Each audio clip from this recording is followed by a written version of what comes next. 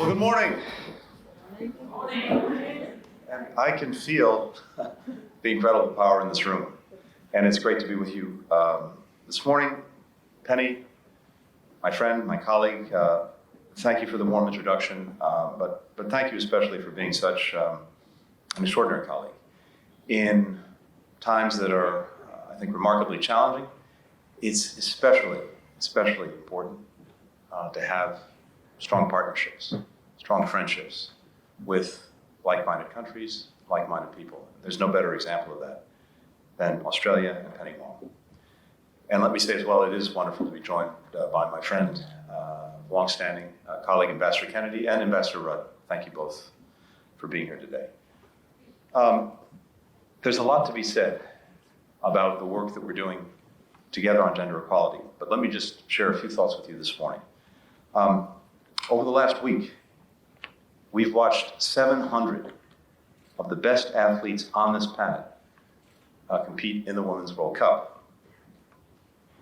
This tournament spotlights the exceptional talent and teamwork of these remarkable athletes. It illustrates their dedication, their grit, both on but also off the field.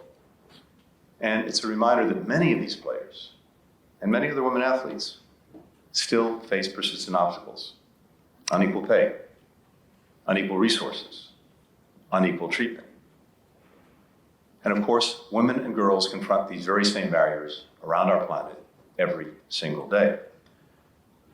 Take this as an example. The World Economic Forum recently reported that at the current rate of progress, it will take more than 160 years before men and women are represented equally at the highest levels of government. It'll take almost 170 years before we see parity in the workforce, in wages earned, in opportunities for career advancement. And we know those gaps are wider and progress even slower for women of color, for Indigenous women, for women with disabilities. That is simply unacceptable. We have so much work to do to ensure that women have equitable access to medical care, to education, to political participation, that they enjoy the same fundamental freedoms as men, that they can live without fear of gender-based violence, that they're paid based on the work that they do, not who they are, and can participate fully in the labor force. Think about this for just a minute. If we were actually able to close the gender gap in the workforce by 2025, we would add $28 trillion to the global economy. Imagine the problems we could solve if we had those resources available to us. This is why promoting gender equity is a key priority for the United States and for President Biden. Something that we're focused on at home, something that we're focused on around the world. Just weeks after taking office, President Biden created the White House Gender Policy Council to advance equality and equity at home and abroad. He released our first ever national strategy dedicated to supporting women and girls around the world. And he requested a historic doubling of our foreign assistance to promote gender equity abroad, a record $2.6 billion over 1 year. That funding is focused on a series of priorities like preventing and responding to gender-based violence, promoting women's economic empowerment, increasing women's engagement in peace and security, developing women's political leadership. Through these initiatives and many others, we are working closely with partners around the world, like Australia. We're joining forces with other governments. Our two countries are helping to fund a World Bank initiative to expand access to quality childcare in low and middle income countries. We know how much doing that can free up women's participation in every other aspect of life. The United States is also teaming up with civil society and the private sector, including here in the broader Indo-Pacific region, like in Timor-Leste, where we've led 70 workshops for young people about preventing gender-based violence, or in the Marshall Islands, in Nauru, in Palau, and Tuvalu, where we're providing more than $2 million to support women entrepreneurs with small grants. These small grants have a large impact, as I know so many of you know from your experience with microenterprise. to help advance equity in every corner of our communities. We're also channeling the power of sports. This is, as we all know, a universal language that can bridge the divides of geography and unite us around our love of the game. Sports teaches us how to play together, how to work together, and sports can inspire us to push past what we thought was possible for ourselves and for our societies. So our State Department has a sports diplomacy program, and we're investing in the next generation of female athletes, working to level the playing field for women and girls around the world. And as we do that, we are following the example of so many, including our own U.S. women's national soccer team, who fought bravely and successfully for equal pay.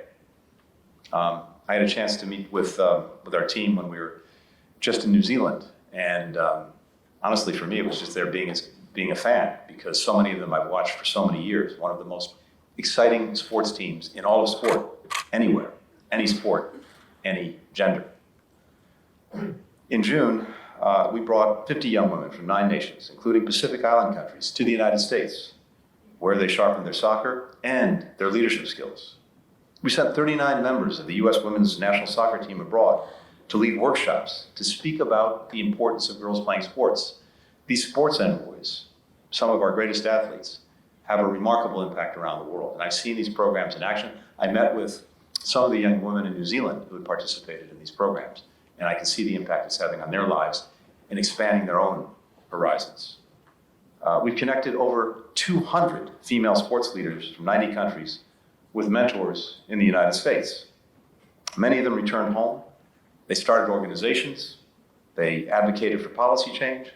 They created new opportunities for girls in sports. One of our sports envoys, Leslie Visser, became one of the very first female sports journalists in the United States. This is back in the 1970s. Back then, the press box in a sports stadium had a pretty simple rule: no women and no children. Well, Leslie changed that. She blazed a trail forward. Last November, Leslie shared her experience with young female athletes in Uzbekistan, which recently passed laws ensuring equal rights for men and women and criminalizing domestic violence. In those conversations, Leslie described the difference that America's Title IX law made by banning sex-based discrimination in school sports. Title IX just recently celebrated its 50th anniversary, and over the course of my lifetime, I've seen the incredibly dramatic impact it's had in our society in advancing change. As Leslie put it, back then the question the girls had was, who's going to let me? Now, girls ask, who is going to stop me? That's the change that we've seen over the last 50 years.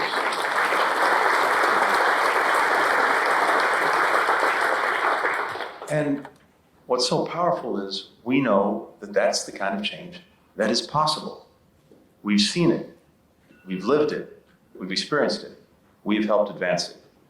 And alongside our partners around the world, starting with Australia, that is the future that we will continue to work toward together. Thank you for all that each and every one of you is doing to make real that future for all of us in all our societies. Thank you very much.